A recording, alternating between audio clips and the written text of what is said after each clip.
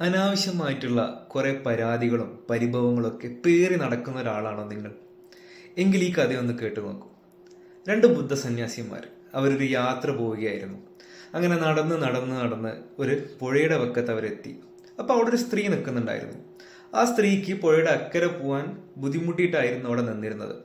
അങ്ങനെ കൂട്ടത്തിലൊരു സന്യാസി ഈ സ്ത്രീയെ എടുത്തുകൊണ്ട് അക്കരെ ചെന്നാക്കി. അങ്ങനെ രണ്ട് സന്യാസിമാരും അവരുടെ യാത്ര തുടർന്നു. കുറച്ചങ്ങെത്തി. അപ്പോൾ മറ്റേ സന്യാസി ഈ സന്യാസിയോട് ചോദിക്കുകയാണ്, നിങ്ങൾ എന്തിനാണ് ആ സ്ത്രീയെ തൊട്ടത്? നിങ്ങൾ എന്തിനാണ് ആ സ്ത്രീയെ ഏറ്റി നടന്നത്? നമ്മൾ സന്യാസിമാരല്ലേ? അപ്പോൾ മറ്റേ സന്യാസി ഈ സന്യാസിയോട് പറയുകയാണ്, ഞാൻ ആ സ്ത്രീയെ അവിടെ തന്നെ ഇറക്കി വിട്ടു. നിങ്ങളാണ് ഇത്രയും ദൂരം ആ സ്ത്രീയെ ഏറ്റി നടന്നത്. ശരിയല്ലേ?